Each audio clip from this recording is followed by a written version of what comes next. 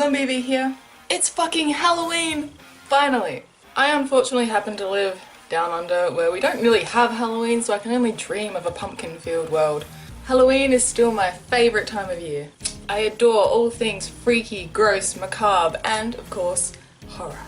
And since it's that magical time of year again, I wanted to make a video dedicated to my favourite freaks of a feather, monsters in movies.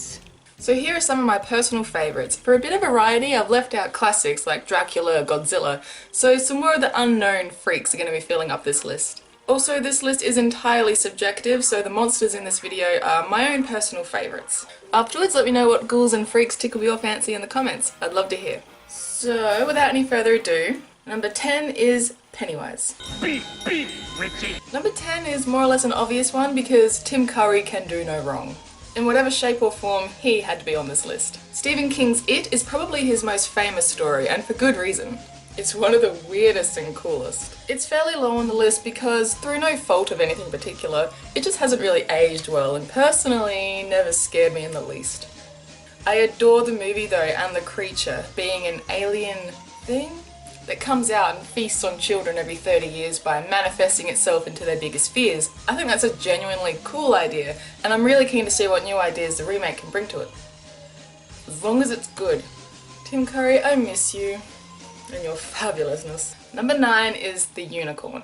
I especially don't want to spoil this movie for anyone who hasn't seen it, so I'm just going to show this one out of context clip. Those of you who know what it is can appreciate it.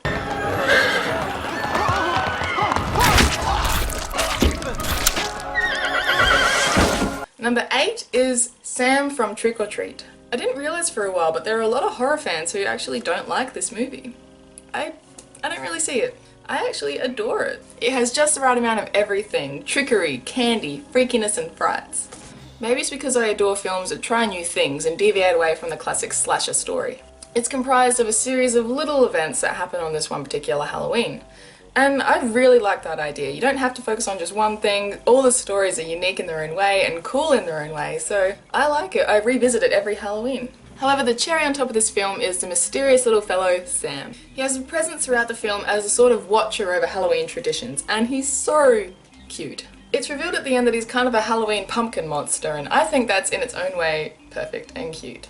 Sam is all things Halloweeny and adorable, and why I love this time of year so much. Number 7 is The Host. While Japanese and Korean horror movies in general have the ability to leave goosebumps in audiences long after they've finished watching the film, The Host is kind of a different one. It's a monster movie that does all the right things in its own weird way. The Host has a bizarre story from the beginning through to the end, with the main characters that you follow being the most dysfunctionably lovable families in almost any movie in general, and with a really fucking unique monster. So growing up, I always hated that in movies the monsters were always very anticipated, not really shown until the end of the movie, or barely shown at all. I wanted to see monsters. It doesn't ruin the effect for me if the monster is shown throughout the movie. It's how the movie is done. And in this movie, boom, straight away there it is. Shown in its full glory, being freaky and awesome, and that just running scene, this whole opening scene is so cool. The monster itself is the result of water contamination, but most of the movie itself is focused around the family trying to find their missing daughter. There's also the underlying theme of disillusionment and propaganda that comes with the unknown, which very few movies do, especially in a way as weird as this one. Best characters, amazing monster, always one of my favourites. Number 6 is the Pan's Labyrinth creature. So I sort of mentioned that I don't scare easily, which is true. After any movie I can go to bed and sleep easy in pitch darkness because I can separate the themes in real life from movies. I know that I'm gonna be okay, I'm gonna survive the night. That wasn't the case when I first saw Pan's Labyrinth. Granted, I was much younger, but I thought this thing was gonna come for me in the night, I really did. Pan's Labyrinth by Guillermo del Toro is a fucking phenomenal film. One that I have rewatched over and over again for its stunning visuals, concept and delivery. It all comes together and makes one of the most enamoring experiences of any movie at the moment. However, this scene will forever fucking haunt me. It was filled with a sense of horror as well as urgency that made it so thrilling. As soon as Ophelia went into this room, there was a sense of weirdness, that the air was tense with this thing in the room. And oh my god, did she fuck up and just, oh my god, no, Ophelia! Oh, don't do it!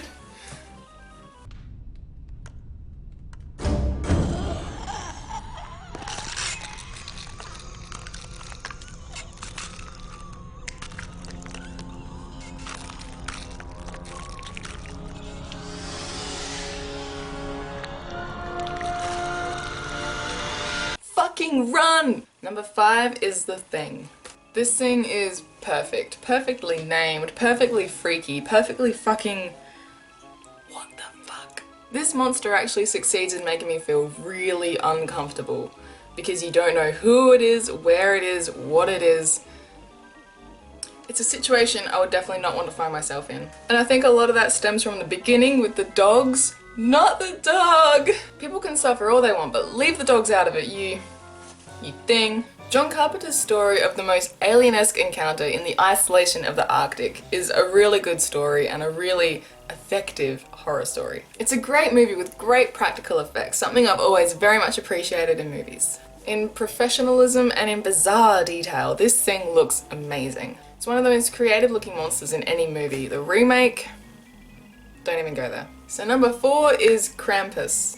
I have to have 2 monsters in this entry because I love them both. I couldn't leave off either one. The movie Krampus was a bit of a long time coming. In recent years, a lot of people have been talking about Santa's evil alter ego, Krampus. The devil's Santa, the one who takes happiness rather than giving it. I think it's such a cool concept and the movie fucking delivered. I loved it. It's relatively new and instantly one of my favourite horror movies.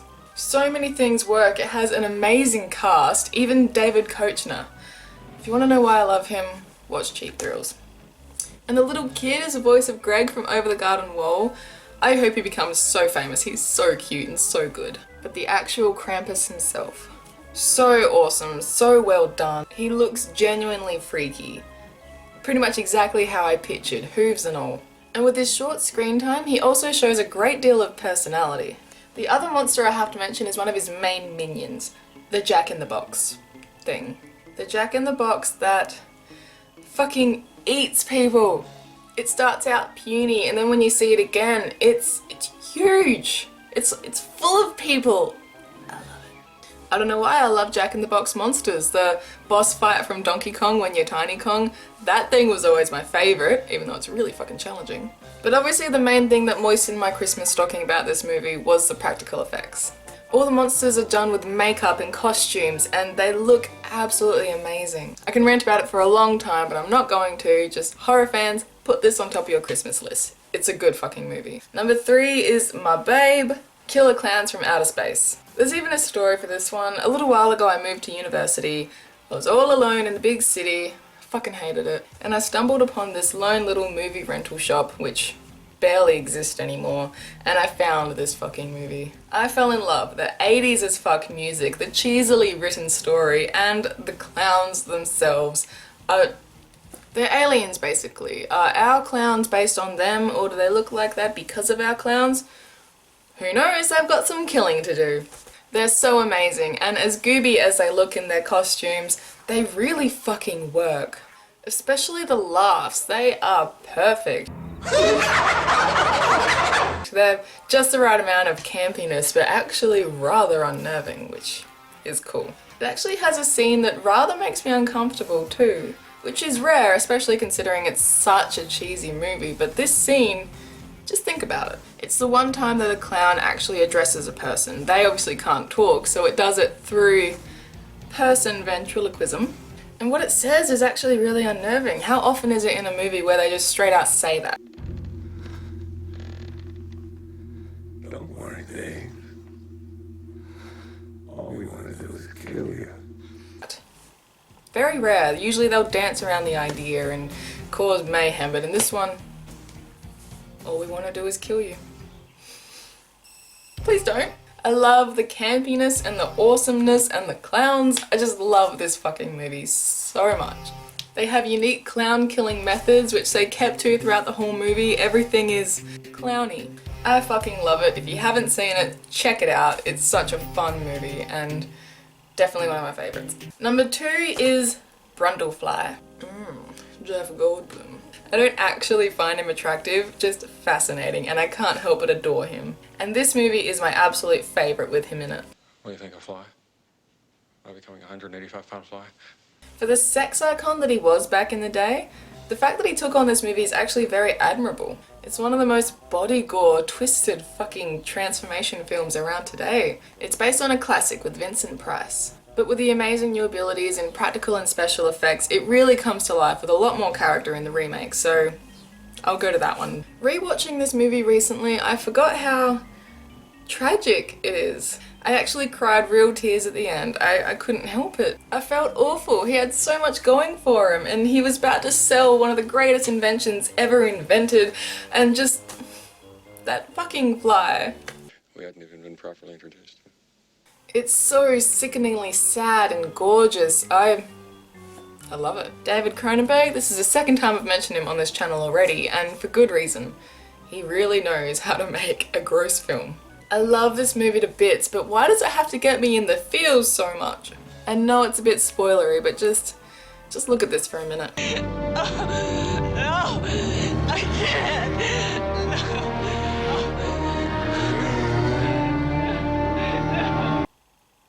But in general, it's a great film. The progression of his transformation is fascinatingly well done, and I adore the character and the fly. Just Brundlefly, much love. Number 1. It's at this point that I have to remind you guys again that this is my own personal list of favourites. I can guarantee that my number 1 favourite I probably share with nobody else. And it is... Shiver with anticipation.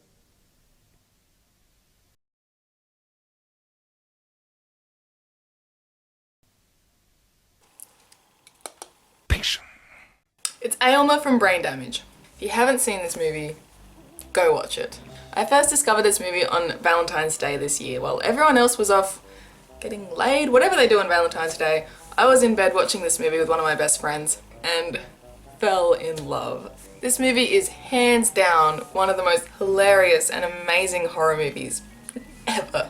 All thanks to this, phallic little fellow. Hi. Aylmer is awesome. He more or less attaches himself to the main character Brian, and in return for giving him the best high of his life, Oh, I thought you meant getting high. Aylmer can go around eating people. It's so good, so bad, so fucked up, and so unbelievably amazing. The voice of Aylmer is also the guy who sang the Monster Mash, so you can see where it gets some of its appeal. Well, sing Elmer's tune. Hi, hello, Brian. How are you? How you doing? Help me. Please help me. Hey, of course I'll help you, Brian. You and I are pals. I'll be happy to help you. But you'll have to feed me first. You find love in the weirdest places, and I love Aylmer. Go get drunk, my Halloweeners, and watch this fucking film. So those are my top 10 favourite monsters in movies. I hope you all liked it. It's finally Halloween, and as I've been saying in the last few months, I have a Pokemon zombie treat for you all. I took requests from as many of you as I could, and I haven't done as much as I would have liked to, but I've made a lot of your favourite Pokemon into zombies for you. I'm going to show them all at the moment while again one of my favourite songs from Human Garbage plays. I love this boy. Links are in the description, go check out their music. So everyone, please enjoy. I'll see you in a second.